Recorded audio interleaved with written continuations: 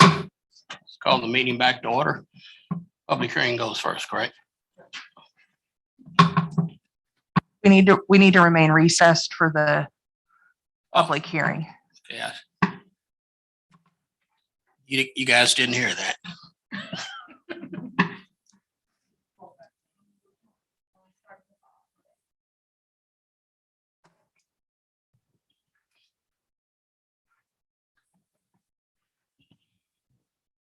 Good evening and welcome. My name is Lori Cope, General Counsel of Topeka Public Schools, and I will be acting as the chair for this public hearing. I would like to take a moment to introduce the Board of Education, Board President Reverend Williams, Board Vice President Mr. Munoz, Ms. Stewart Campbell, Ms. Bully, Dr. Mickelson, Dr. Morrison, who is unable to join us this evening, and Dr. Bonebreak, and our superintendent, Dr. Anderson. The purpose of this meeting is for the Board of Education to hear the rationale behind the proposed closure of Stout Elementary School and any testimony as to the advisability of the proposed closing. Per state law, the Board of Education, by adoption of a resolution by a majority vote, may close a school building at any time if the board determines the building should be closed to improve the school system of the district. However, prior to adopting any such resolution, a hearing must be called and held on the proposal. Notice of hearing must be published at least once each week for 2 consecutive weeks in a newspaper of general circulation in the school district. Notice of this hearing was published in the Topeka Capital Journal on Sunday, November 14th, 2021, and Sunday, November 21st, 2021, as required by state statute. It was also published in the Topeka Metro on Monday, November 15th, 2021, and Monday, November 22nd, 2021. As outlined in the published notice, the proposal to close Stout Elementary School is for the following reasons.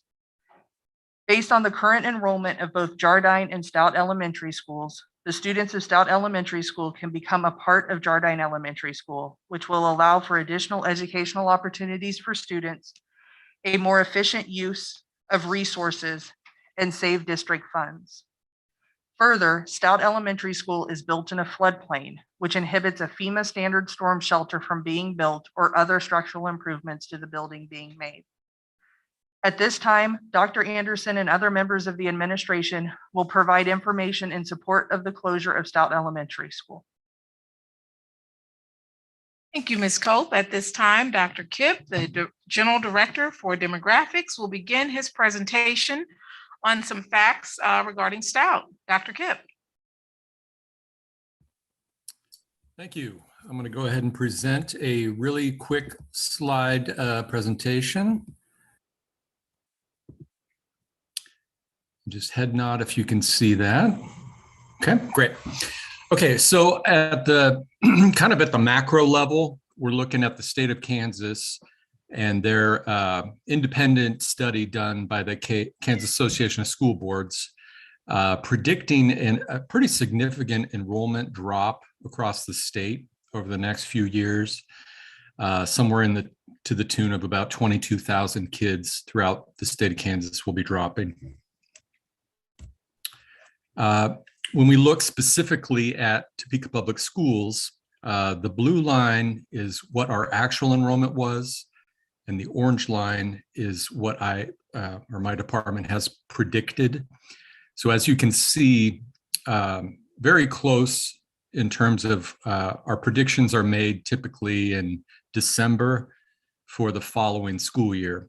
So we do see a downward trend district-wide, and what we have projected is 720 students will be lost or exiting Topeka Public Schools in the next 3 years.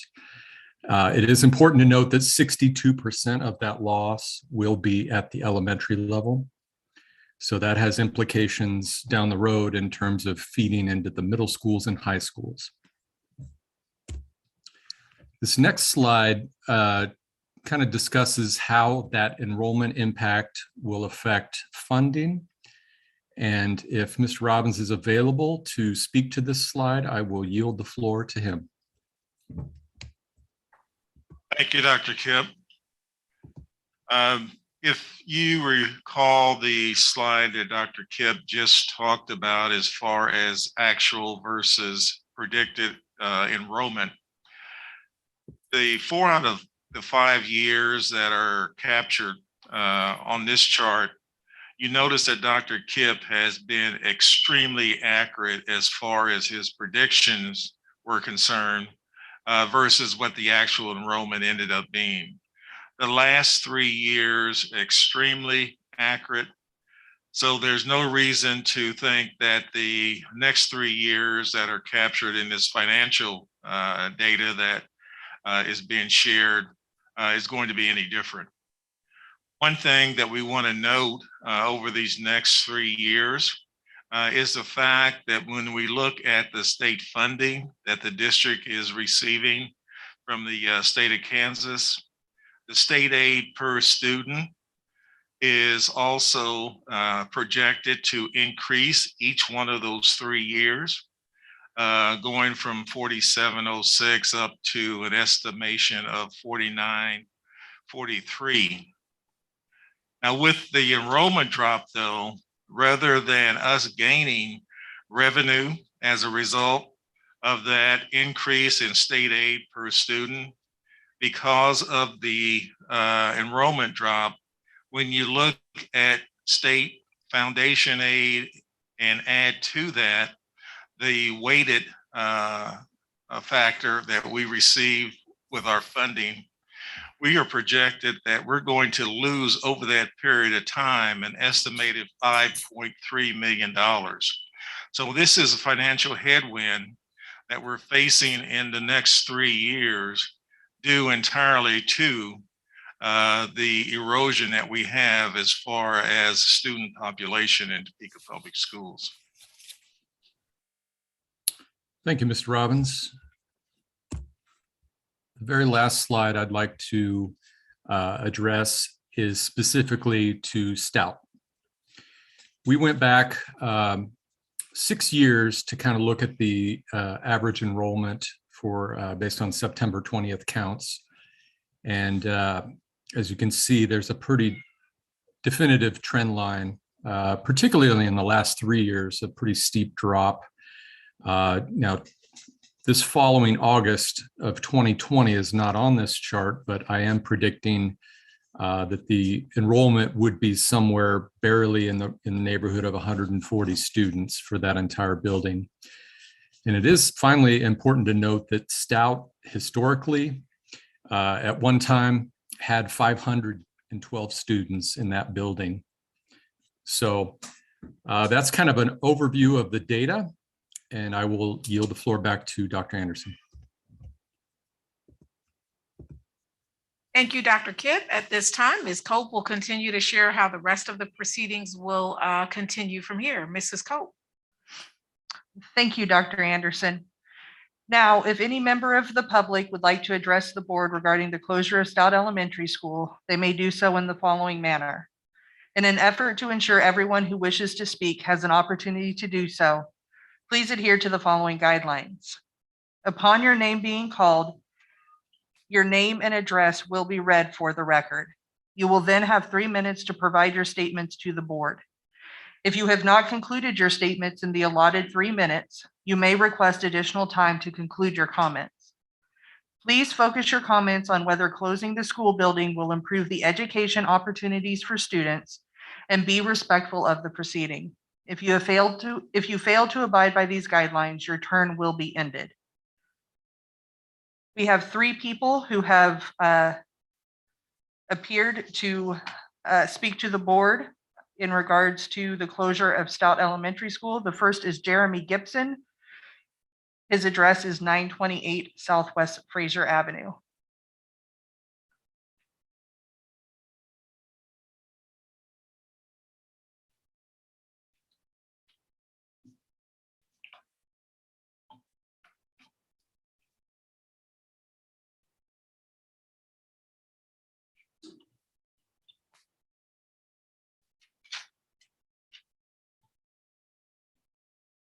On November 4th, around 2 p.m., A carefully crafted email was sent to staff at Stout and Jardine outlining the explicit process of the closure of Stout. I would assume this would also be the same time that it was added to the board minute or to the board agenda and to be held 4 hours later. And the statement that has already been outlined was given by Dr. Anderson. First, a little bit of the history. 2014, the 501 board asked its patrons to do a write-in vote on a series of things for a bond at $143 million. In that bond was a series of things, one of which was to close 3 elementaries to combine into one, which is Jardine Elementary. Also in that bond was were enhancements, were safety measures that were taken, both for intruders and for FEMA. Excuse me. We voted that in good faith, with the understanding that all schools we brought up to speed, up to compliance, if that's how we want to word it. We did not vote it in to close 3 schools and then 7 years later consider the closure of a 4th. That's the first thing. Second of all, there's been some discussion on Stout's enrollment. And I went to Department of Ed's Data Central and pulled up the head counts for Stout from 1994, I think is when the first one was.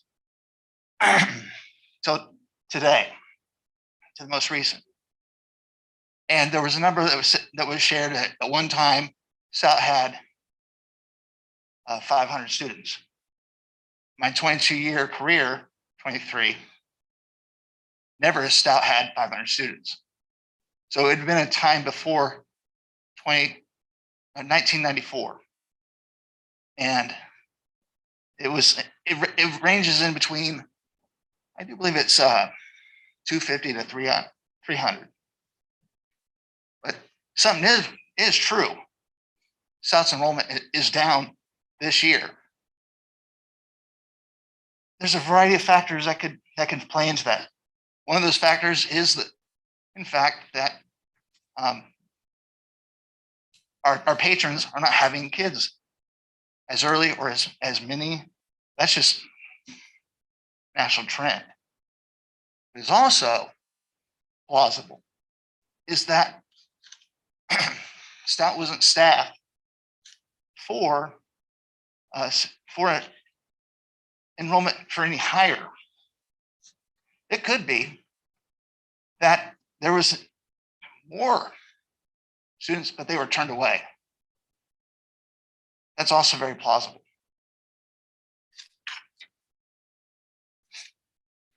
All of this, it bothered in everything that's happened. It's bothered me greatly because the whole process just reeks of inconsideration of our patrons. During the election cycle, never was it brought up that we need to close Stout. It's never brought up. There was discussions like during these meetings where it's brought up that Stout's down a little bit, or a lot for that matter. But it wasn't until 36 hours after the polls closed that we decided we need to consider the closing of Stout. Bothers me because of the type of decision. By not making district leadership's intentions public before the election, this assures that the public may not be heard on the bond on this issue. or on the board on this issue.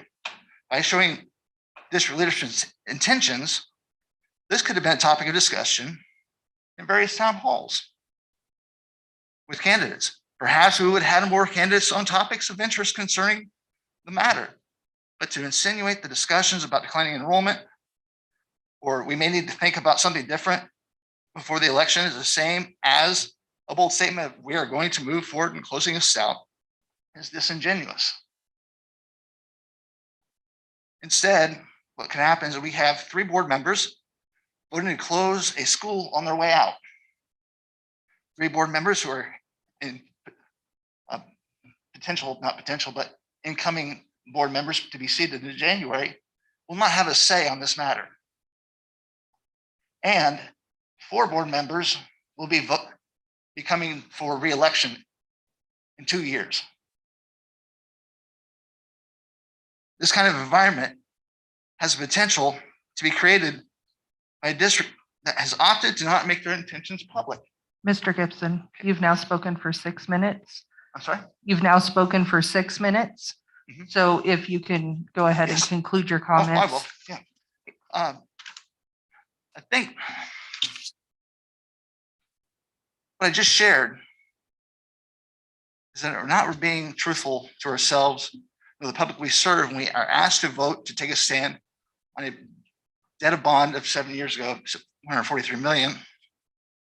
We, the taxpaying public, have taken on that debt that was designed to increase educational opportunities and provide safety in terms of attacks and storm shelters. And for some reason, one school was left out that package 7 years ago. Best course of action that can happen today, happen any moment actually, is that the board, any board member can make a motion at any time to reconsider. I think, make sure I'm doing this parliamentary procedure correctly. I'm 95% sure, because this is a continuation of the same business, that someone can make a motion to reconsider. The only caveat is the motion must be made by the prevailing side, which all of you are. You voted in 7-0. And if I'm not correct in that matter, what could also be done is to make a motion to rescind. And that's real simple. That can also be done at any time. It can be done before I'm done speaking.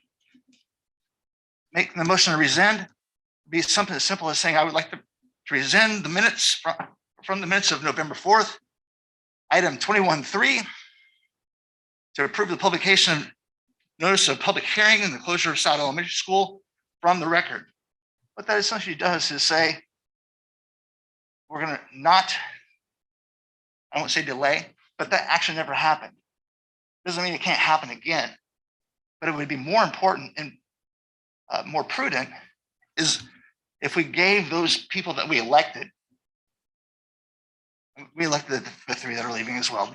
Don't get me wrong, but the 3 that are coming in that are going to have to deal with those ramifications.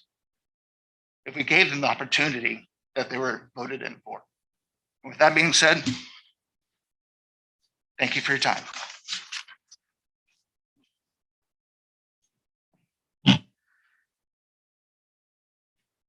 The next patron who has signed up to speak is Susan McClarty. She's at 1714 Southwest Stutley Road. And again, a reminder to the speakers that your comments should be focused on whether closing the school building will improve the education opportunities for students. I'm Susan McClarty, and I am the president of the Valley Park Neighborhood Improvement Association. I'm also the chair of the Citizen Advisory Council for the city of Topeka, which has representation from the 21 NIAs. I come before you today to talk to you a little bit about where I've been in partnership with Stout Elementary Education. I've been attending the PTO meetings since end of last year and stuff. I've worked with the principals and stuff to help make sure we got communication out to people with regard to food distribution and stuff. I help distribute food for people in the Stout and elementary school area, which is also outside of Valley Park. But anyway, I want to talk to you a little bit more, just so you kind of have an understanding of where I come from, a little bit of background. I believe that the process for closing Stout Elementary has the appearance of a backroom deal based on a false sense of urgency for the current school board needing to make a final decision at its December 16th meeting, as opposed to having the newly elected school board making the decision in early 2022. The community right now has been focused on holiday festivities starting in mid-November through the end of the year. And in fact, that also had an impact on whether you can get communication out to the people who are also stakeholders that do not have children in school. The lack of participation in Stout Elementary informational meetings may be a failure in communication to all stakeholders. A large and significant group of stakeholders being taxpayers who do not have students, and many do not have internet access. That's why we have to send postcards out a lot. It is not clear how and what the expense of keeping Stout Elementary School open would impact me as a taxpayer. The distribution of students is murky and poorly defined. For example, project enrollment levels were not shown depicting the kids within the neighborhood that attend the school versus the kids bused from other neighborhoods who attend Stout Elementary, nor the neighborhood kids attending other schools where it may be a private school, online, or other 501 facility. I know that we did have there was an informal meeting with the NIA leaders. 3 of us came, and then as far as presidents, and then there was another leader that met with the administration, and we talked a little bit about the scenario. One person indicated that he tried to have his son go to school at Stout Elementary, but was told it was full.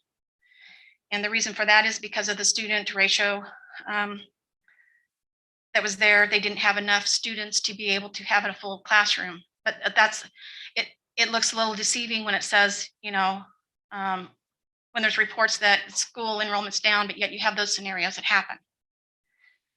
Also, identifying what the optimal student teacher ratio for the future is unclear. Those are all the comments I have for tonight. Thank you so much.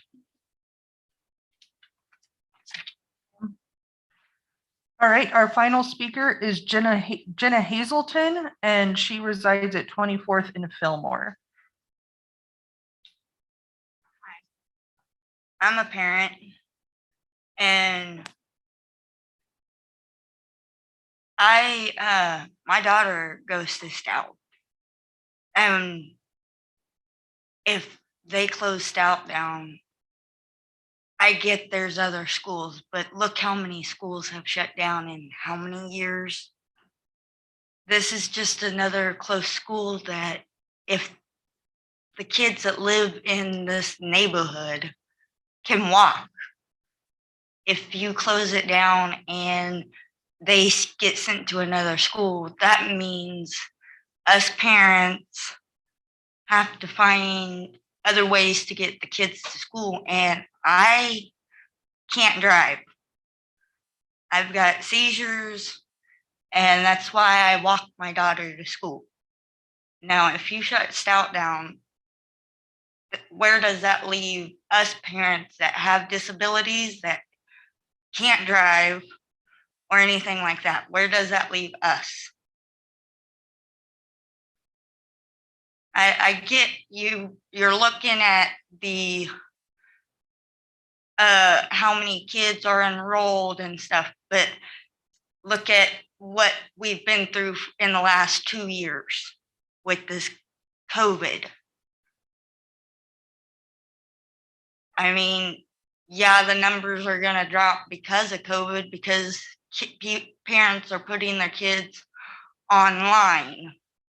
And the parents that can't put their kids online where does that leave those parents? I'm just asking to think a little harder on where things lie.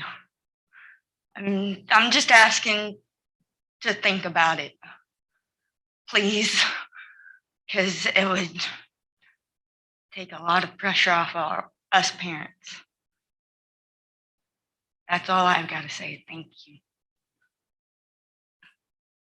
Thank you, Ms. Hazelton.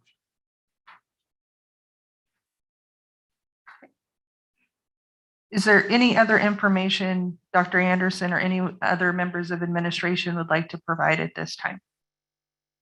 I do not have any additional information other than on the board agenda. When you do get to that, there is a school update section, and that was placed there to give you an opportunity to have further dialogue, ask questions of Dr. Kipp, or have conversation about some of what you heard this evening. It's just an added opportunity. Dr. Kipp, is there anything else that you would like to add before we conclude? Nothing further. Thank you. We would like to thank everyone for their time and attention this evening. Reverend Williams, we would recommend the board take the information it has heard tonight under consideration with possible action to be taken at the next regularly scheduled board meeting on Thursday, December 16th, 2021. If there are no further questions, this hearing is concluded. Thank you. We'll need to go ahead and come back to the meeting, call the meeting back to order. Call the meeting back to order. And before we do the pledge, if I'm gonna exercise the power of the mic and ask that we take a moment of silence for Mr. John Keller and his family and all the staff and student families who have been impacted by his recent loss, as well as other members of our Topeka Public Schools community. And in addition, I would like to also be mindful of the community of Oxford High School in Michigan, who has suffered a great loss yesterday. So we could just take a few minutes of silence. I'd appreciate it.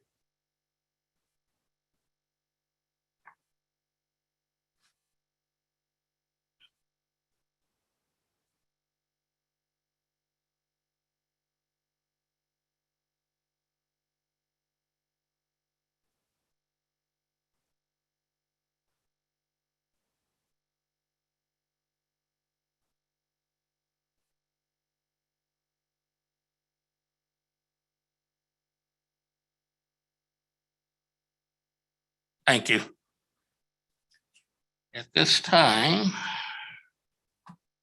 welcome everyone to the public portion of the December the 2nd, 2021 Board of Education meeting of USD 501 Topeka Public Schools.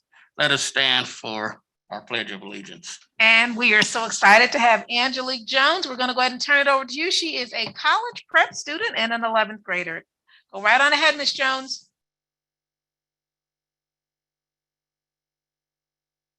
I think she's on with us this evening. Let's make sure she's on and can be fully heard.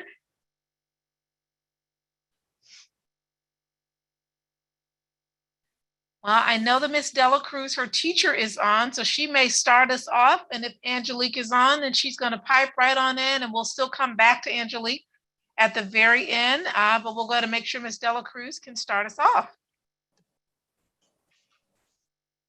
I pledge allegiance to the flag of the United States of America and to the republic for which it stands, one nation, under God, indivisible, with liberty and justice for all.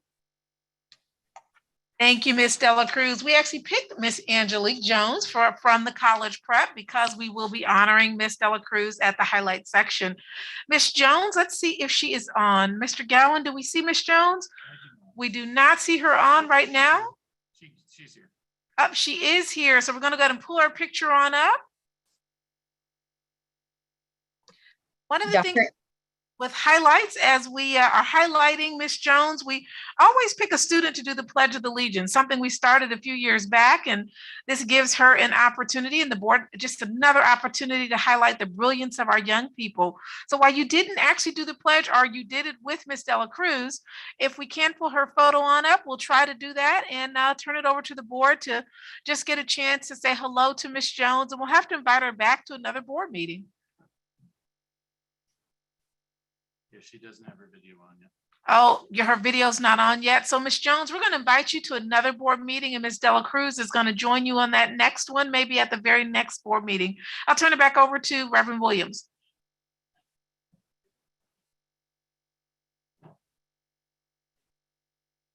Mr. President, I move the board approve the agenda as presented.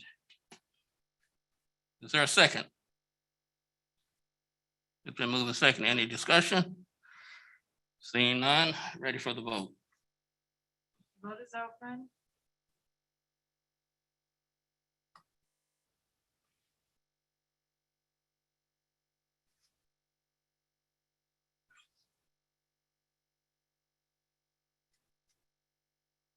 All votes are in and the motion carries.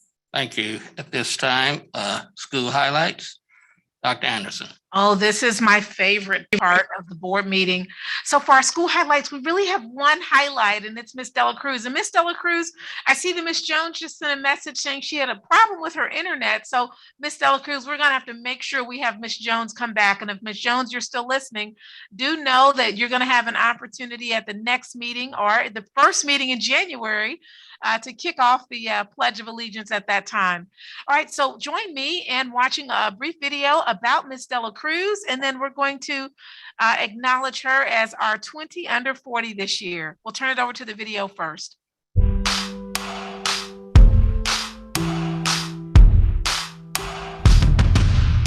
Mrs. Cheriel Dela Cruz embodies the mission of Topeka Public Schools to engage, prepare, and inspire not just our students, but staff and the Topeka community.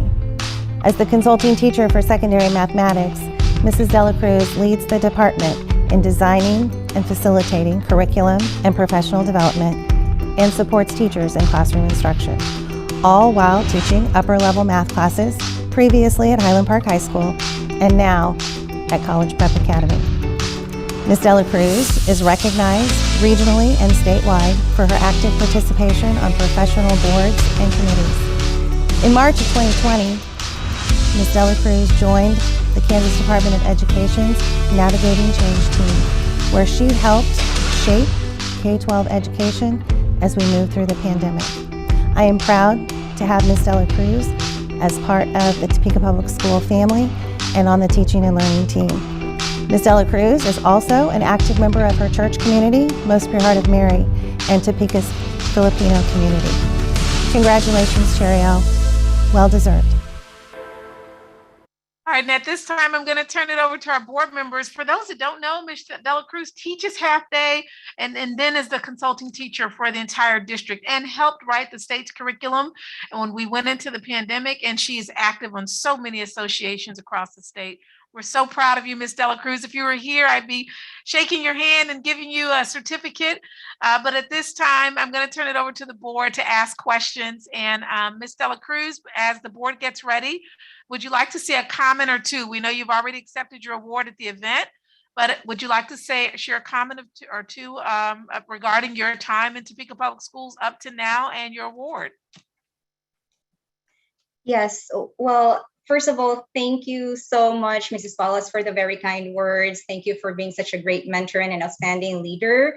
I also would like to thank you, Dr. Anderson, Mr. Robbins, Dr. Gray, Dr. McDonald, and the rest of the district leaders for your support and believing in me. My journey here at Topeka Public School has been phenomenal. I work with great teachers and amazing students.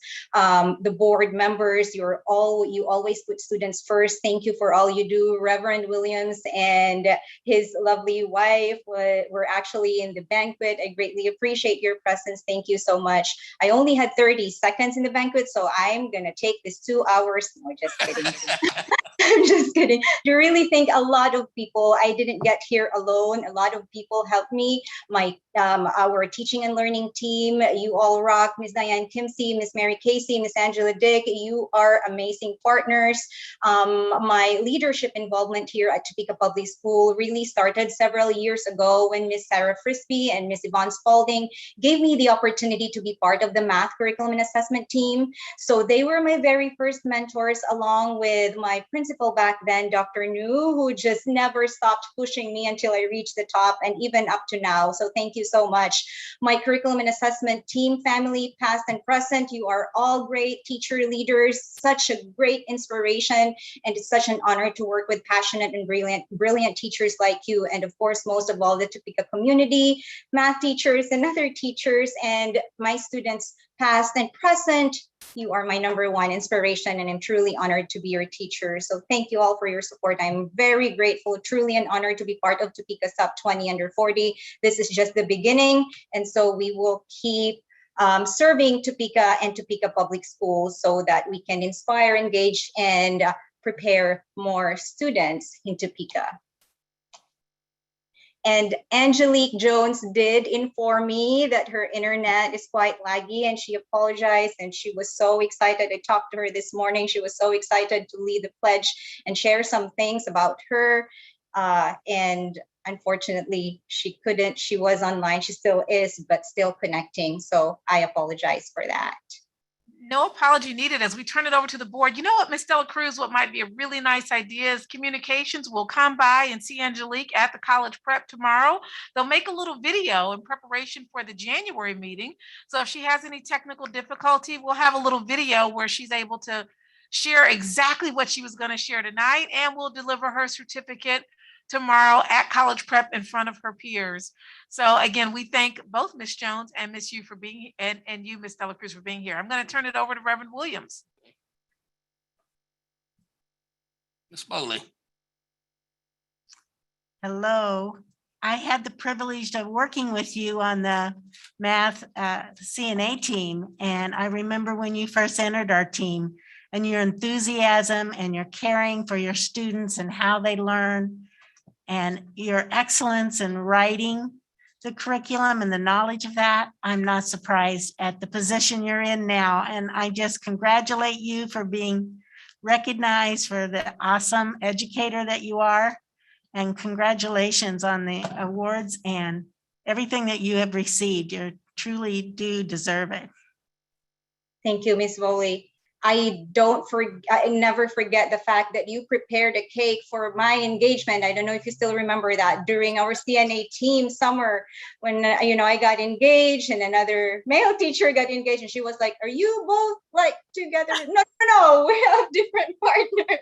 But that was so sweet of you. I will never forget that. Thank you so much. Oh, I thank you for reminding me of that really wonderful moment. It was really a joy to do that. So thank you. I've forgotten. Anyone else? Somebody else. I'd love to, first off, congratulations on your award at 20 under 40. That is a huge accomplishment, and we're lucky to have you here as part of 501. I'd love to hear more about your journey. How did you get to 501, and what is it that keeps you here? I'd love to hear more. Thank you, Dr. Mickelson. Well, I started teaching at Highland Park High School at Topeka Public School in 2008. Prior to that, I had taught physics and mathematics in the Philippines for 5 years. And, after 5 years of teaching, there was a time that the United States, actually different districts from the United States, went to the Philippines to recruit teachers in critical areas like special ed, science, and mathematics. And when I say, districts, I'm talking about New York, LA, Maryland, and other big districts. And then there was Topeka. And I only applied once. And then I asked the agency, where is Topeka? That's really interesting because I never heard of Topeka. And the lady said, it's in Kansas. And I'm like, sorry, never heard of Kansas either. I mean, I only watch movies, American movies, and all they show is, New York and LA, right? And Las Vegas and Baltimore. And then she pointed at the map and said, there, it is the heart of the United States. And then my heart brought me here in Topeka. And this became my family, my community. My students became my second family, and they really are the main reason why I stayed. And then I, of course, met my wonderful husband and formed a wonderful family here. And I'm very grateful for Topeka Public Schools and the community for everything. Dr. Mickelson. First off, congratulations on this award. I love your enthusiasm for teaching and your students. But a question I have for you, what is, in your opinion, the biggest challenge you face as a teacher and instructional leader? What is the biggest challenge you face as a teacher and an instructional leader? Yes. Me as a teacher and as an instructional leader, I think it is just the situation and maybe our main belief of our students. So I think it is very powerful that we start with what we believe, and that we believe in our students, that they can do whatever it takes, and that we have to make our mission and vision be that guide. Because if we somehow be overwhelmed with what our own belief is without our mission and vision as our guide, then that is where we become we somehow get a pushback. And so we always go back to like, what really is your goal and what really is our organization's goal, our mission and vision. And then we tie it to that. And if we think that whatever initiative we have supports that mission and vision, then I, as a teacher and as a leader, will definitely trust the process and will support that initiative as well. So always go back to our mission and vision, and then think of what can we do to support that, instead of getting into our own, no, I think this is what works better. So. Thank you. Anyone else?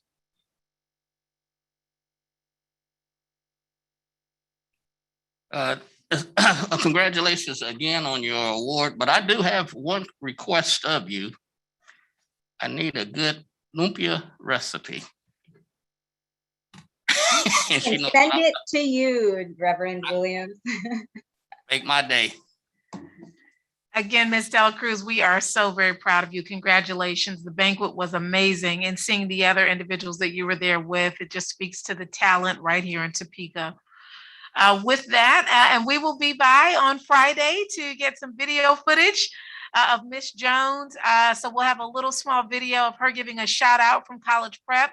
Unless Ms. Dela Cruz, when you talk to her this evening, offer that if she would prefer for that to be next week sometime, just let us know and we'll make sure we make the video. And then first meeting in January, we'll be inviting her back and or showing her video. So we look forward to that. Again, congratulations for your 20 under 40.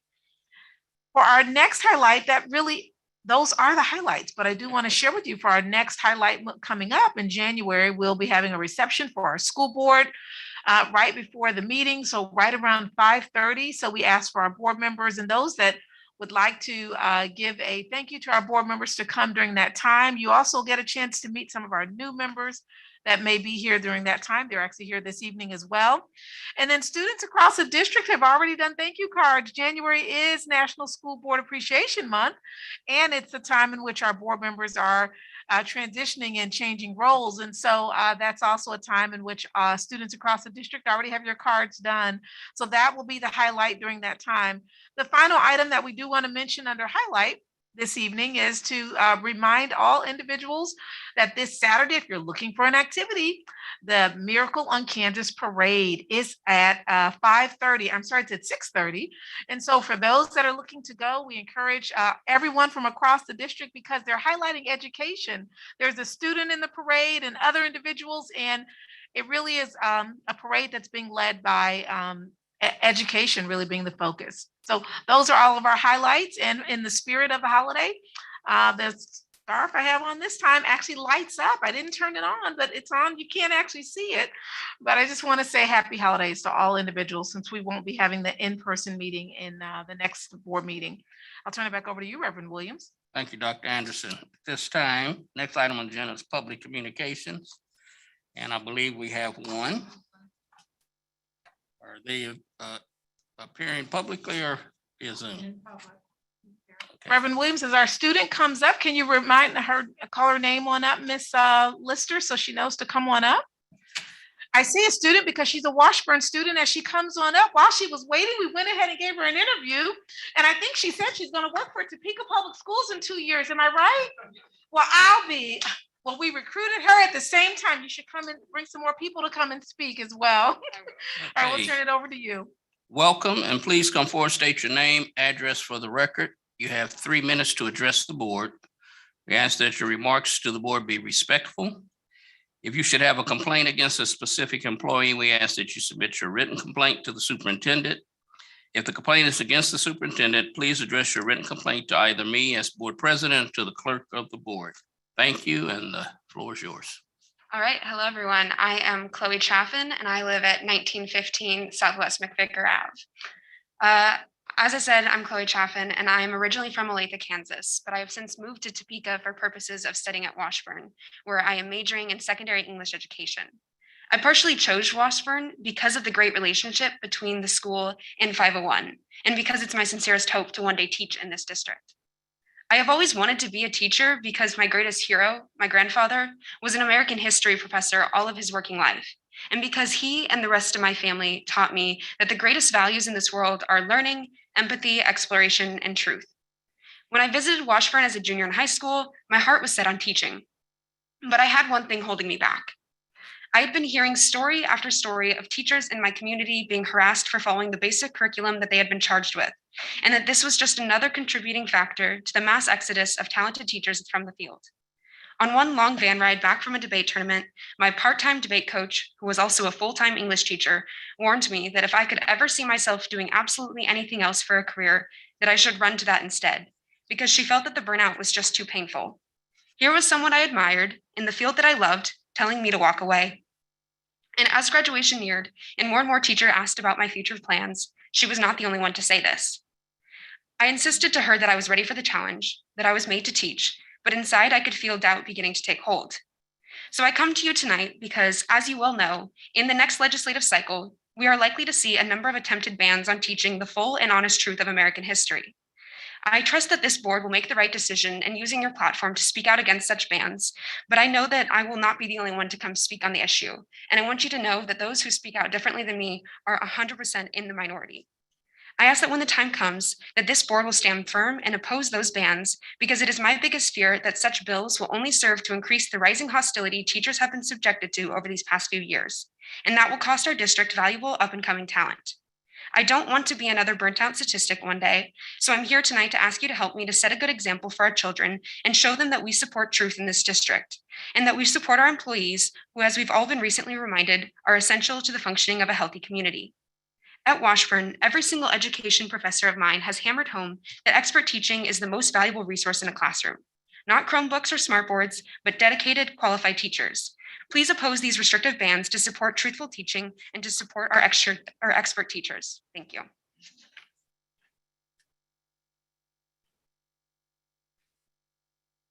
Okay. Next on the agenda is business by consent. At this time, the chair will entertain a motion. Mr. President, I move the board approve the items of business by consent as presented and authorize board president or superintendent to sign the special project and purchasing contracts for and on behalf of the board. It's been moved. Is there a second? Been second. Any discussion? Seeing none, ready for the vote. The vote is open.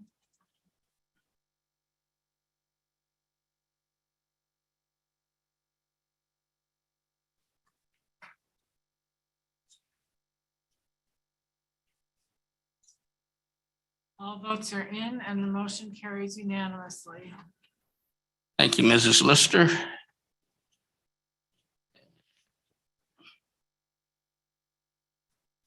That takes us to superintendent's report. Dr. Anderson.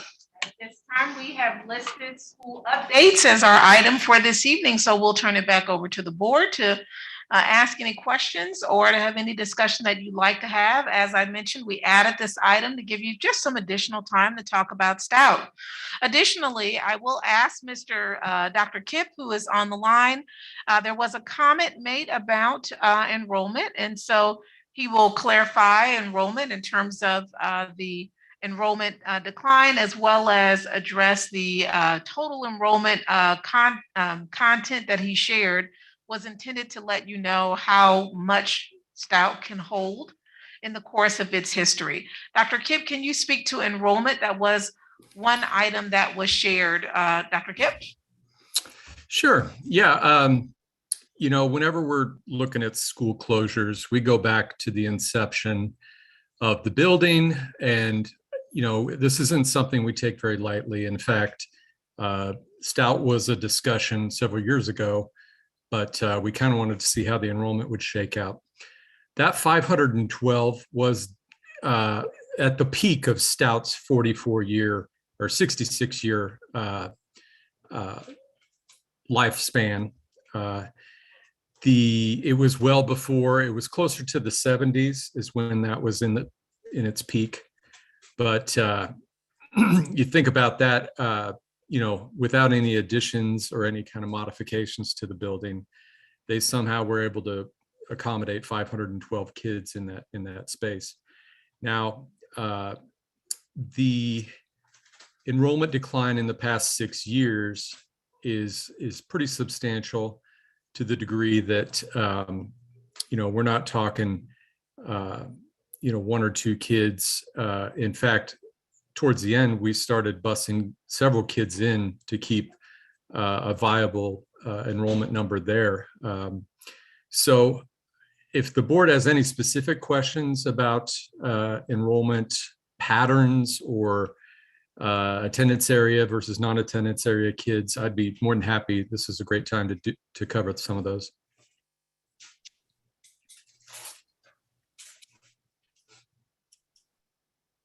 Thank you, Dr. Kipp. So current enrollment now is how much again? I didn't write it down when you showed that earlier. It's about 159 kids. And projected next year is how many? It'll be between 135 and 140. And how many are neighborhood kids that would walk to school versus be bused to school? Do you know? Well, let's just say we're busing in about 70 kids. So it'd be the inverse of that number there that are attendance area kids. And capacity at Jardine is sufficient to accommodate this 150 kids? Absolutely. Yeah, worst case scenario, and we've gone through some scenarios that, a Jardine would absolutely, and we met with the principal and kind of looked at, physical space and classrooms and things like that. We would have to make some potential changes to the preschool there, because that's kind of utilizing some of the rooms there. But certainly, yeah, that building is rated close to 800 kids. So, yeah. So would most of the kids that attend Stout now be bused to Jardine? What is the distance? They have to cross 29th Street, right? If Stout is north of 29th and Jardine south of 29th. Dr. Mickelson, as he answers that question, do know that all parents at Stout will have the option of where they'd like to go. So some have indicated Randolph, which borders Stout. Some have indicated Whitson. We must list a school for the purpose of public hearing. Okay. So Jardine is a school to list, which is in the area that could certainly accommodate all of the students. However, Dr. Kipp has shared in his 20 plus years of school closings, he has had a 99% fill rate, and we offer for parents to attend the school that they would like to attend for those remaining families that live in that Stout neighborhood that aren't being bused in. Having said that, I'll turn it back to the concern Dr. I have is the Kipp. patron who spoke and would struggle to get her child to school that's not a neighborhood school, I guess, is the rationale for my question. Well, keep in mind that we will, if the board does decide to pursue with the closure, boundary changes will have to be made. Subsequently, when those boundary changes are made, that will change transportation rules. So for example, that family that could be living in the Stout area could be geographically in the Jardine area now over that 1.75 mile distance and would be eligible for a bus. You know, I'm speaking hypothetically, but eventually boundary changes will have to occur. And if you're far enough away from that, your school and your area, you get transportation pursuant to the board rules. We make accommodations for somebody who has a disability and can't drive, or is that just up to the parent to be able to get their child to school? I mean, I see pros and cons both ways, right? I mean, but I just what our precedent is. And I'll turn that over to Mr. Robbins, who oversees transportation in terms of that piece. I do want to remind you that we also purchase school bus passes, which some parents currently this year are using with their child as they take them to school. Right. Mr. Robbins, I'll turn the transportation question over to you, sir. Thank you, Dr. Anderson. Dr. Mickelson, on a case-by-case basis, we have made accommodations. Much of that depends on whether or not a bus that would serve that particular student is full, whether or not it's at capacity. For instance, you know, our capacity is going to be based primarily on where we are in terms of the pandemic at that point in time, whether or not we still have to restrict ridership to one per seat unless it's a case of siblings, or whether or not we can increase that capacity. But in answer to your original question, yes, we do make some accommodation on a case-by-case basis. Good, thank you. That's what I wanted to hear. And I assume we follow Ms. Cope, we followed the required timeline, made the notifications. So the allegations that we're speeding this through or rushing it through, we're above board as far as what we're required to do. We published it in 2 different publications instead of 1, I know. Correct. In regards to the legal requirements under the state statute, we have met all of those requirements. Okay, thank you. Dr. Mickelson, I would offer, I believe the school building leader is on with us, and so I'll turn it over to her to share what meetings that she has had in her building. In addition to that, what has been mentioned is the meeting that the administration has had with the neighborhood leaders that came together. And in that meeting, those neighborhood leaders shared that they would communicate the messages to their own neighborhoods within their own associations. However, after that, there was a suggestion from one of our speakers this evening to have an additional meeting, online and in person. We had both. So both of those were held. As Dr. Kipp mentioned, every year he talks about enrollment. So the enrollment decline has been talked about in the past. Decisions on schools, you may remember last year, Avondale West was one of those schools as the enrollment decline has occurred. As those have come up, as Dr. Kipp shared, the decision then was to wait and take a look at enrollment this year as it related to any other schools as these enrollment declines continue. Ms. Abernathy, good evening. Good evening. Thank you, Dr. Anderson.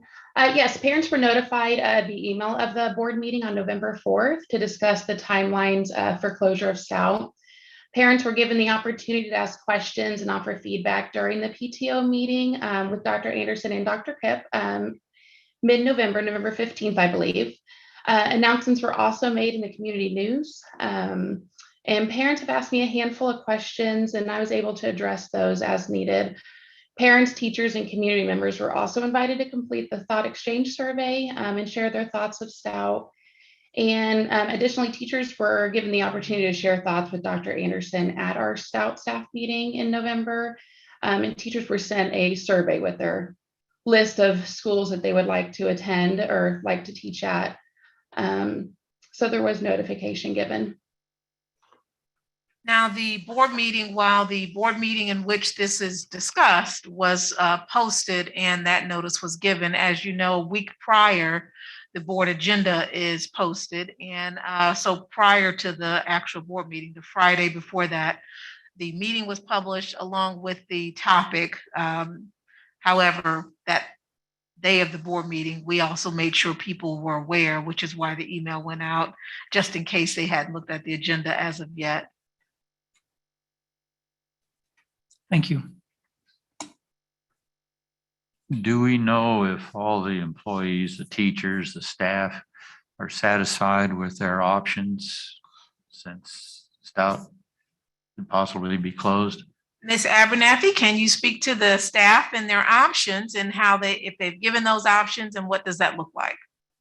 Sure. We sent out a survey link, or like a survey for teachers to fill out, that they could list their top 3 choices. Where and some of them had more details as far as specific grade levels or content area, but they were able to express where they would like to teach at next year. So they have Are they satisfied? Well, they have 3 options. They could actually pick any school in the district, and some put things like, I just want to do this particular role and it doesn't matter what school. Some put, my grandchild or child goes to this school and I would love to work there. But they gave 3 options, and they listed their top option down to their 3rd. And our role will be to accommodate all of those options for our teaching staff. And then to make sure for all of our classified staff, they retain their same role in the places that have vacancies, and try to honor those options as well to the extent that we can. That seemed to calm any concerns that they wouldn't have an option of where they wanted to go. And many, again, everyone's turned in those options. Should the board make this decision, they'll be notified of placements as early as before the holiday break, because we know where some retirements are already at this time, and those positions will be saved for them. And then others, they'll be notified after the holiday break as we identify their options, trying to honor their first option, but certainly one of their top 3. And this would happen in the next academic school year? Yes, sir. The closing would, if the board decides to do that, would be the next year. So they would move to that school, but they'll be notified as quickly as possible, just to make sure people know what that looks like and they're as comfortable as possible and we're as responsive as possible. Ms. Bowley? I was wondering if the students families have a choice of where the students are going to attend in elementary. Are they able to stay in that once the redistricting happens? Are they able to stay in that particular school to finish out? Yes, ma'am. The idea, and Dr. Kipp may want to speak to this as well, is to, and what's been done, I believe, in past history, is to honor those requests and then allow those students, keeping in mind 70 people are bused in. So as he mentioned, the inverse of that, those residents, they can finish that pathway that they would like to finish with the school, middle and high school that would naturally be the feeder, if that's what they select to do. So they will be grandfathered in to do that. So yes, ma'am. And so they have a choice of certain schools, or any school in our district? Any school in our district. And are we getting information out to the parents so that they have an idea of what specialties our schools have and those selections? Once the board makes the decision, then so we're not acting prematurely with making it appear as though there is a decision before there is a decision. Once the board makes a decision, then we'll have the opportunity to reach out to families to explain that, and then to share how they get information on all the schools. The website is one, visiting schools another, but there are a variety of ways that we can also give a kind of a school fair to know about our schools, in addition to brochures. The staff, however, as we were preparing for the staff meetings, they wanted to know, they asked the question, what school would they go to next year? Therefore, that prompted the survey to just share with staff there's been no decision, but should there be a change with Stout, if they would like to share their top 3 options, they may. And if they would prefer not to share it, we'll be revisiting with them after the board makes it their decision. And these students will always have a spot on one of our buses if this were to occur. Mr. Robbins, it's a transportation question, so I'll turn that over to you, sir. They would have a spot on one of our buses if they qualified for transportation. And if they chose a school that was some distance away, then yes, they would meet the distance qualification that we currently have in place. And once they were on a bus, there's no reason why they would lose that seat on a bus because they would meet the qualifications for transportation. Thank you. A Dr. Kip question. So enrollment is going down in Topeka Public Schools. And one of the questions I get often is, why are we having so many students leave Topeka Public Schools? What is happening there? And what is my best answer for that? Is it just Topeka Public Schools that we're seeing this concern? As he answers that, Mr. Gowan, can you bring back up the slide for Kansas and the county so that this PowerPoint that Dr. Kip just shared, so if he wants to refer to that, he can also have a graphic. I'll turn it back over to you, Dr. Kip. I think I have it memorized at this point after so many community meetings, but yeah, this is a bigger than Topeka Public Schools concern. 25,000 kid loss in the next 3 years in the state of Kansas. Wichita's losing about 1,000 kids a year.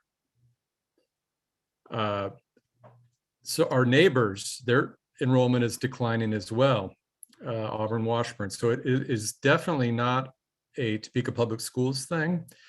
There are many theories on why the decline in student population. Our recent 2020 census has really helped shed some light on it. Our birth rate nationally has dropped. Students, actually individuals under 18, that population has declined.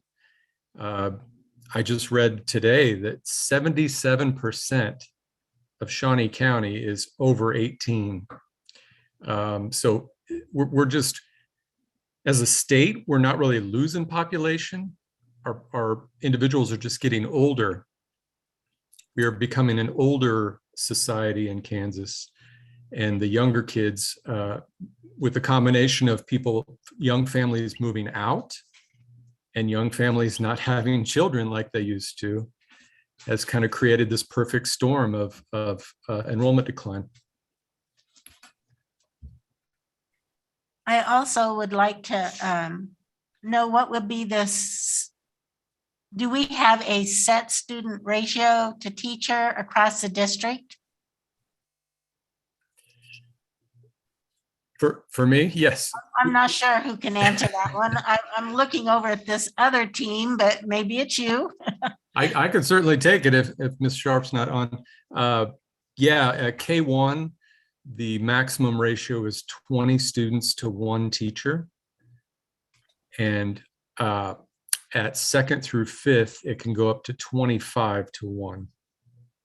So we have lower ratios at the more of the primary grades. Ms. Sharp, if I misspoke on that, is that okay?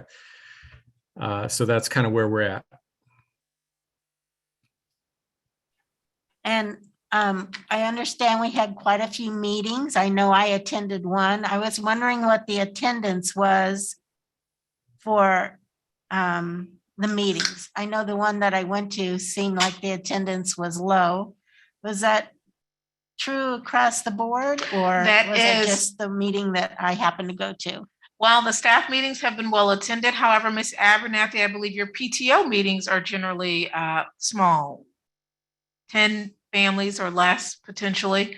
So the level of engagement in general, outside of talking about schools in this aspect, as the building has gotten smaller with fewer people living in that neighborhood, generally PTO meetings are rather small as well. However, we attended a PTO meeting with the families that do attend and presented there. All of the meetings we've had, again, the neighborhood leaders that came to the one meeting that we had, that was part of why their own neighborhood association meetings, they would share the information in their spaces. So the meetings have continued to be relatively small in attendance, but in those that attend are not young parents, actually. They're seasoned individuals who don't have children in schools for the most part. And Mrs. Abernathy has reached out to all of her parents on multiple occasions, as we have done as well through the C News. So to Dr. Kipp's point, the individuals that are coming, it's in part people who are not current parents in some cases. The one individual that came, that was one of the neighborhood leaders that spoke about the school that his child went to. That was a neighboring school. He also shared where he lived, being close to other schools as well. That was the one individual that was a parent of another school who also lived in the Stout community. So the last meeting, there was one person and one staff member, the meeting you were at, the community meeting, and then one additional community member who was seasoned in age, who came the last few moments of that meeting. The prior meetings were similar in that same aspect. Thank you. I think that's all the questions I have right now.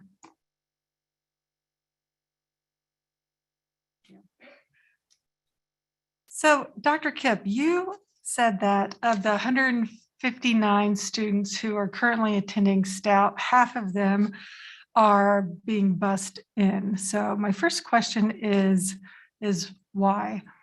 Why are half being bused? It could be a number of reasons, primarily because maybe some of their surrounding schools were full. And so there was an opening at Stout. You know, we do enforce these staff to teacher ratios. So it's important to understand, you know, it's kind of paradoxical. We say declining enrollment, but a school is full. What we've done as a leadership team is right-size these schools. You don't need a teaching staff of 20 teachers in a school of 150 kids. The ratio would be, you know, way out of whack. I'm sure the teachers would love it, but it's not a good usage of resources. So the main reason those kids are being bused in to Stout, or they made that transfer choice to Stout, it doesn't necessarily mean they're all being bused over there. Some of them had transfer requests that I honored over to Stout and have continued, you know, with that over the years. All right, thank you. And a few more questions.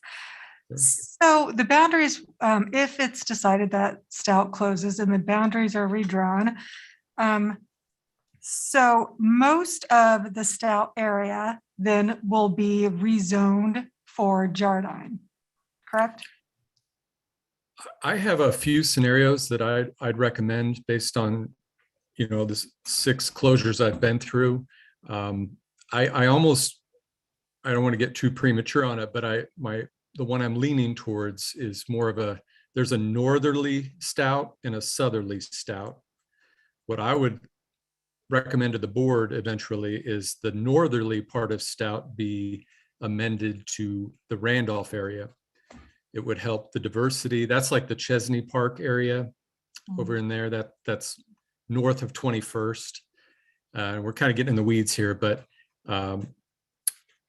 moving the entire attendance area to Jardine would be a challenge. I'm sure we could do it, and that's definitely an option on the table, but my preferred choice would be to split it into 2. I see. Yeah.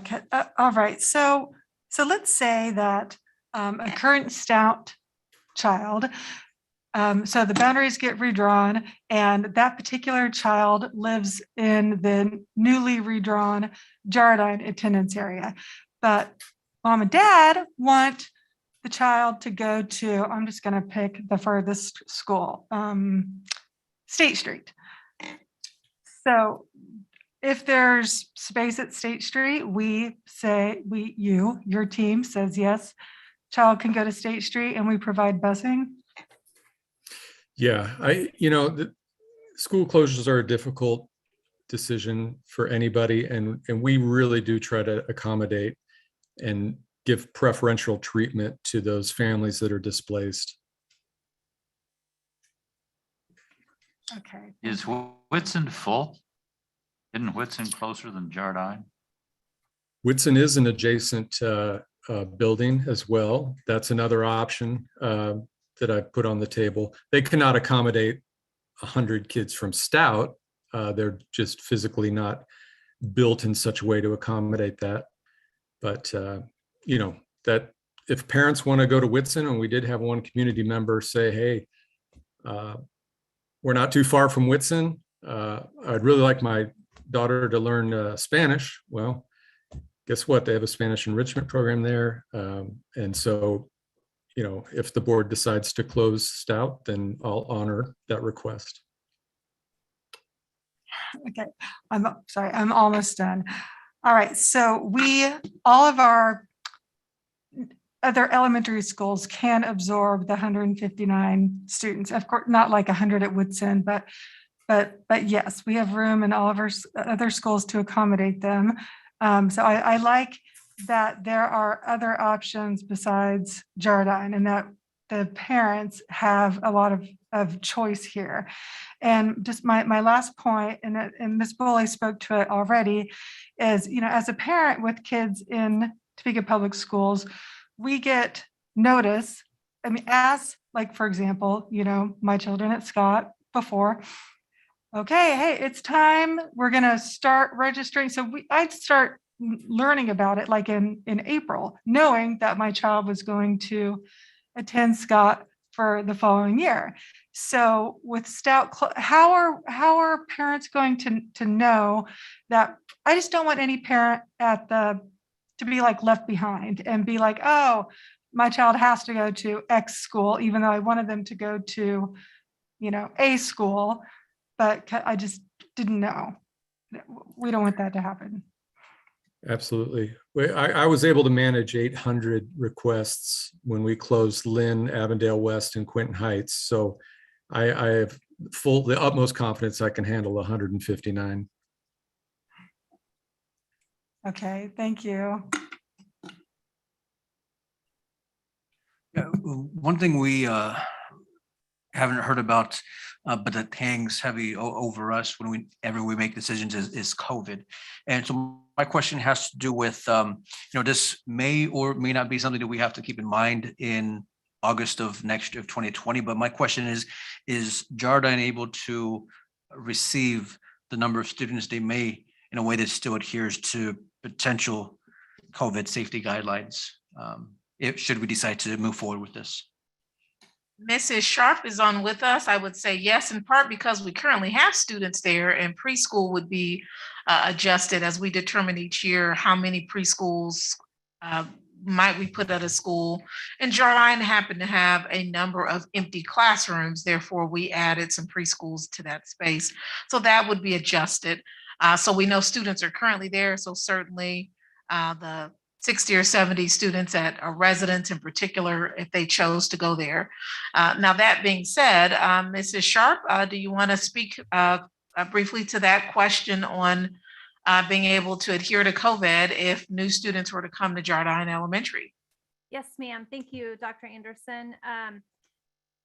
Since Jardine was recently built, the classroom space within the school is large. And so we would be able to accommodate social distancing of the 3 feet that we're currently doing within that classroom space, and keeping the ratios of 18 to 20 in kindergarten and first grade, and the 22 to 25 in 2nd through 5th grade.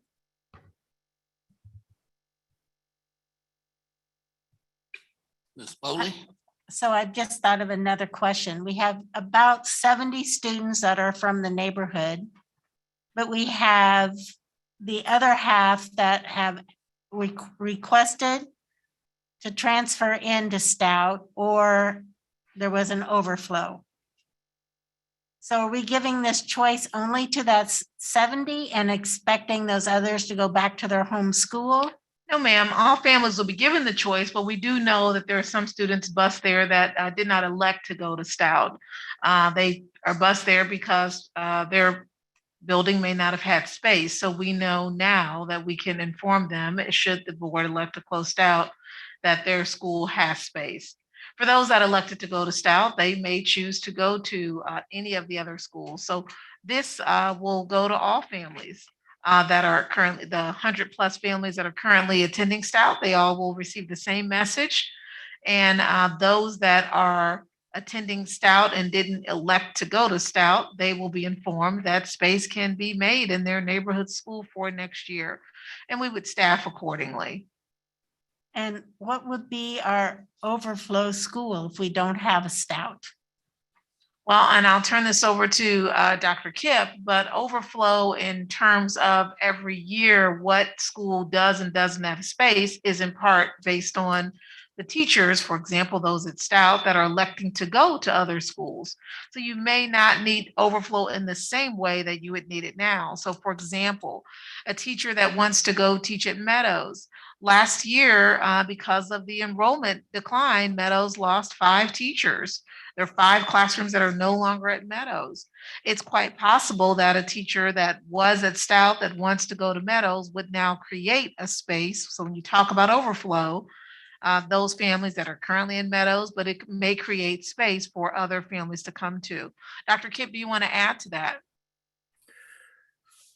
I think you did a great job kind of explaining that. You know, I'll be doing the enrollment projections here at the end of December for the following year, so we can kind of get an idea of preliminary staffing and what buildings, but there's usually overflow at every site, you know, just depending on the combination of kids that come in. Like this week, we needed a 1st and a 4th grade spot.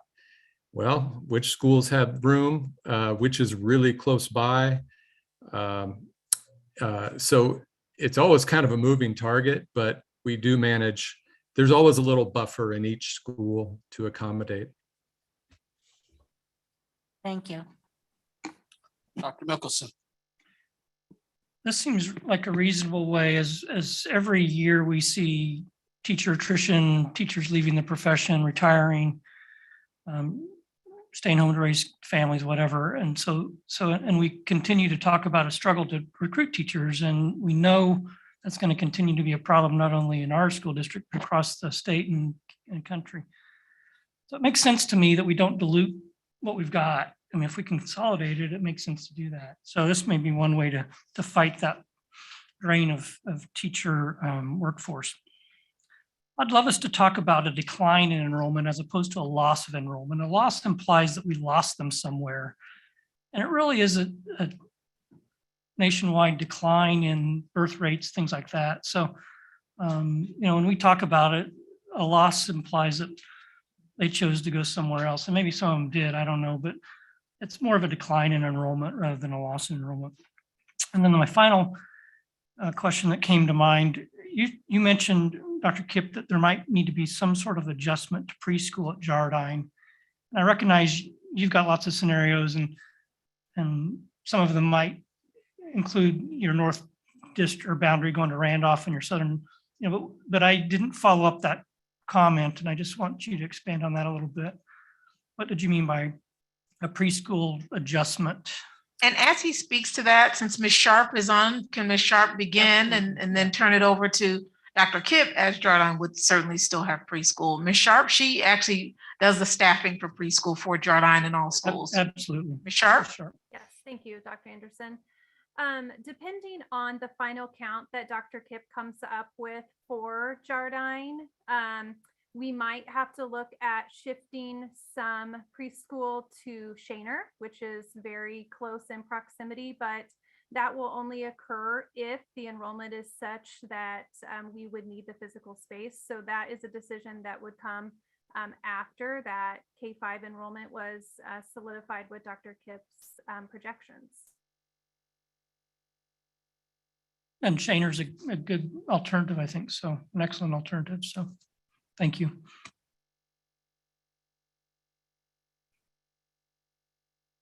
Anyone else?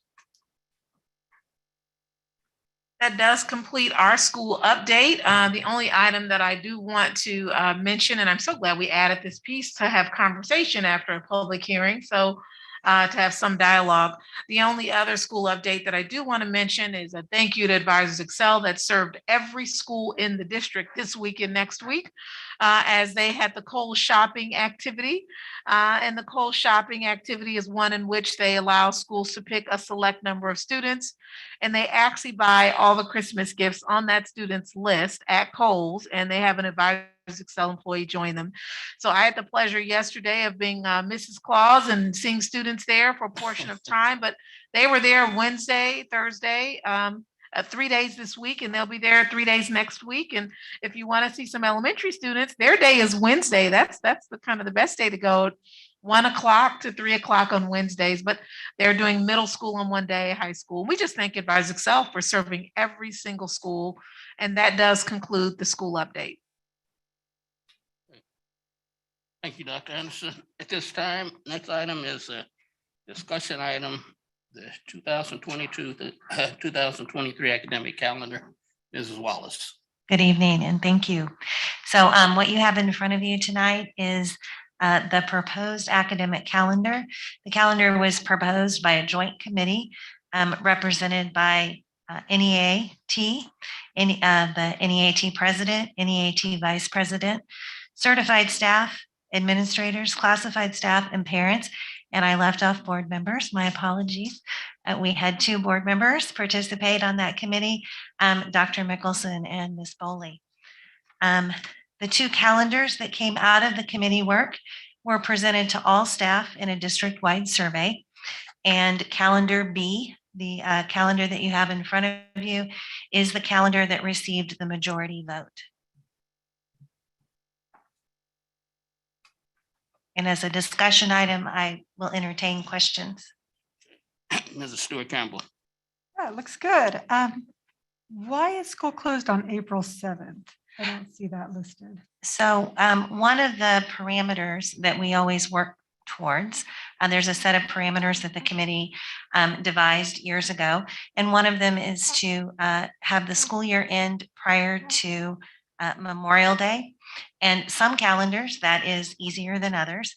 And this calendar really allowed for for us to maintain that parameter and still have an opportunity to have a day off between spring break and the end of the calendar year is probably the longest period of time on the calendar without any kind of a break for students and staff.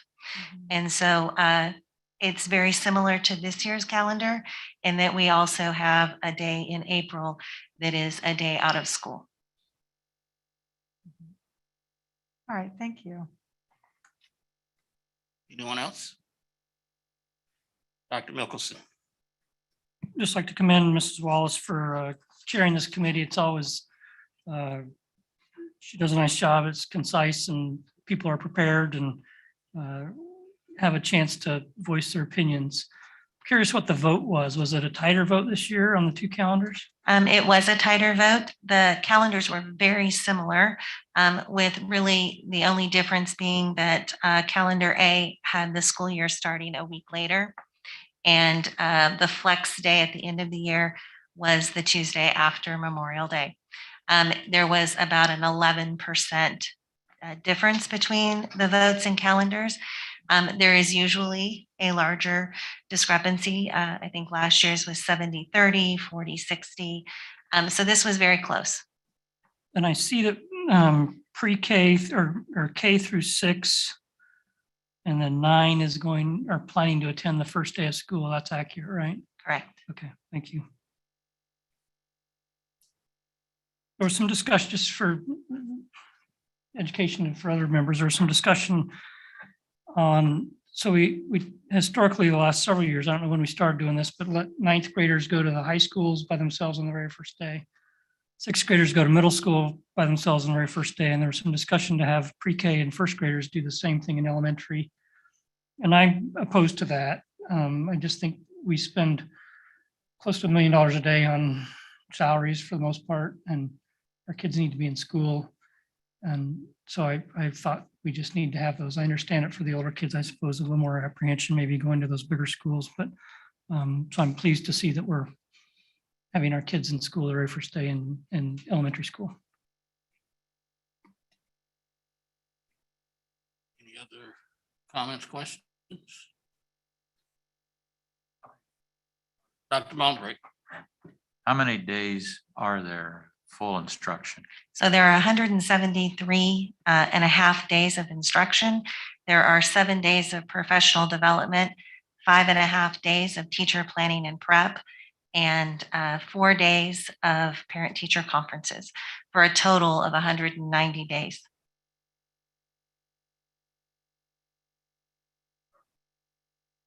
$173.5, yes.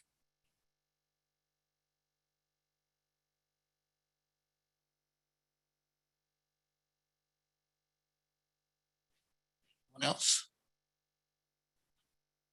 What is the Kansas expectation for instructional days? It's a number of hours, not a number of days. And is Dr. Kip back on there? Dr. Kip, did you hear the question? What's the requirement for attendance, be it hours or days? Yes, districts have to choose whether they're going by the day requirement or the hours. And we've, for several years, I'd say 10 years, we've always gone by the hour requirement. It's 1,116 hours of instruction. And every year we come in way above that. We have extra days built into the calendar. And so, yeah, we're well above the state minimum.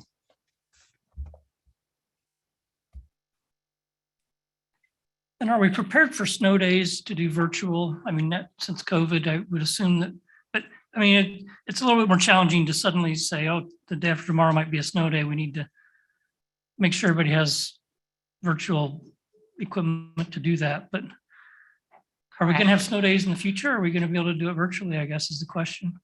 We would prefer not to do it virtually because elementary, they do not take home their devices. So if it snowed and we didn't know it the day before, the preparation and sending home devices with preschool through 5 would take quite a bit of time to The do. logistics would be a challenge. So. And to be able to take that home through the bus or however they get that home. And then, so that would be the challenge. Yeah. So snow days will likely be snow days. But if in the foreseeable future, we could foresee some days off and could plan and prepare accordingly, what we do know is all things are possible. Yeah.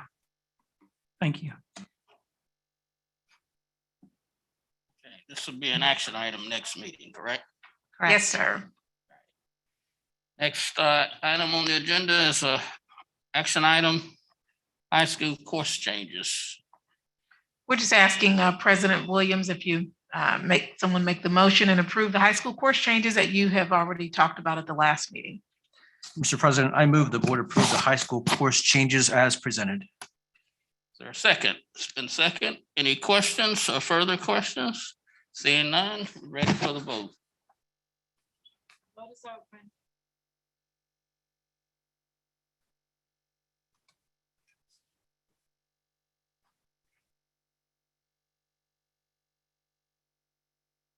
And the motion carries unanimously.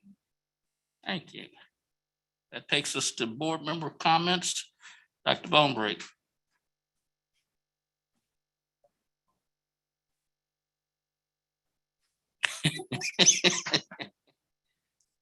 Dr. Mickelson. I like Dr. Baumbrink. I feel like I've asked enough questions tonight, so I'll pass. All right, Mrs. Bowley. I was wondering, last meeting, we looked at some graduation data, and I was wondering if I could maybe ask that we look into what students that we're losing and in what schools, if we can dig deeper into that and maybe discuss how we can maybe retain those students and get them to graduation. That was one of the requests that I have. Congratulations on being our Grand Marshal for the city. That's quite an honor. And you have honored Topeka Public Schools once again by being asked to do that. Thank you. I enjoyed Principal of the Day. I got to go to State Street and they are about to have a production at State Street, and they asked if I would invite the board members and let them know that they would be welcome. The production is on December 9th or 10th at 6:30. And they would really enjoy any of you to come watch their elementary students put on that production. 6:30, I'm sorry? 6:30. 6:30, and you're supposed to enter on Division Street. Something about Willy Wonka. It's got a weird name, weird title. I should have wrote that down. I want everyone to know that any decision on closing a school is hard for a district, families, community, board members. And I can tell you as board members, this has not been taken lightly. I've asked a lot of people in our district about data, what they could tell me more about the schools and if this is a wise decision or not. And I just want everyone to know that we've heard your voices. We understand your concern. We don't like making any type of decisions like this, but we will take all of your comments to heart as we do try to make this decision. So we thank you for taking the time and opportunity to come speak with us. We know that that takes time out of your day with your families, and thank you for doing that and being so concerned about our community. Thank you. Stuart Campbell. Yeah, I too wanted to just a few comments about Stout, and I see Mr. Gibson is still here, and I want to thank him for all of his research and all of his support and coming and speaking to us tonight. So thank you, Mr. Gibson. So yeah, like Ms. Bully said, we're listening to what everybody is saying and how people feel, and it is very hard. And it's our purview and our responsibility as elected school board members to approve or not financial matters, and to ensure that all of Topeka Public Schools remains on solid financial ground. So as you heard tonight, our enrollments declined 2,000 students in just 5 years, and it's projected to decline, not lose, decline significantly more.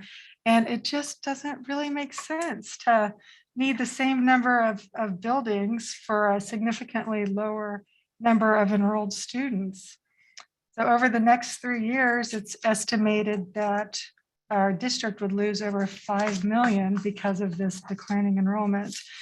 And it is really sad when a building closes. It's like a little death. I remember my husband was a teacher at Shaner Elementary when Shaner later got repurposed, but Shaner as its identity as an elementary school, when that came to an end, I remember it's an emotional time.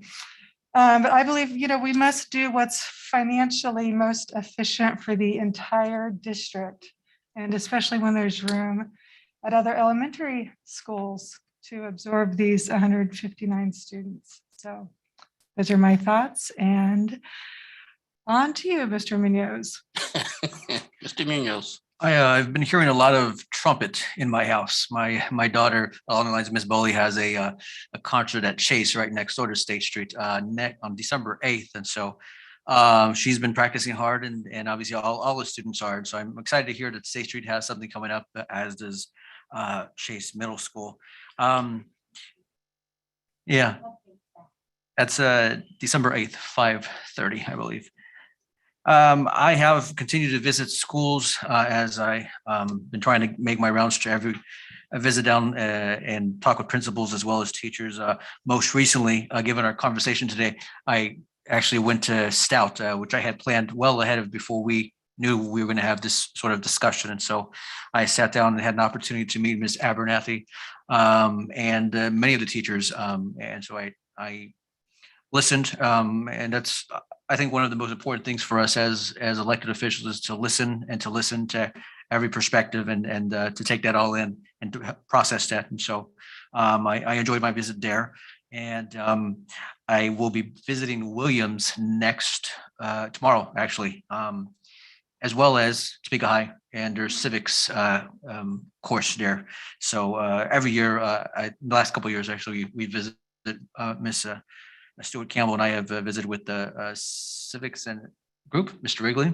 And so we're back again this year. I visited Williams last year, but they've changed principals. So I want to make sure and connect with Miss Ritter there at Williams and obviously reconnect with the teachers and students there. So I'm looking forward to that. And I think what was said about how we talk about this, the framing of what's going on in our schools, not just here, but everywhere, that it is a reduction in younger people. It's not something that is indicative of 501, and we should always push back against that. This is a macro sort of issue that's going on. You know, we just don't have younger families such as myself and others. We're just not having as many young kids for a lot of reasons.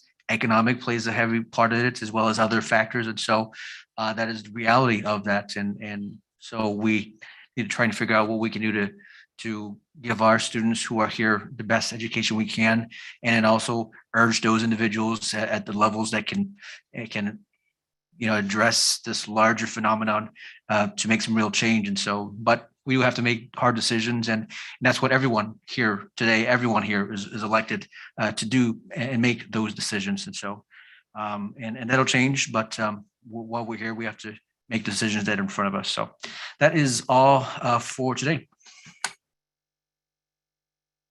First of all, happy Thursday. I want to acknowledge the presence of our new school board members-elect, Mr. Smith, Dr. Schumacher, and my good friend, Mr. Tatum. I hope we didn't scare you guys off. Also, I visited Williams, Meadows, and Scott this week. While I was at Scott, I was invited into, I think, fourth grade classroom because they had been asking, what does the school board member do? And so I was selected to go and explain. And they said, oh, so you're the boss. And I said, no, I'm not the boss. But the funny thing is they asked me who my boss was, and I told them my wife. So my wife, Corliss, is actually the boss of Topeka Public Schools until my term ends. So, but I really enjoyed it. Like I say, I encourage you guys, just go out and visit all the schools, be around the kids. They'll keep you and make you young. Anything else for the good of the cause? If not, we stand adjourned.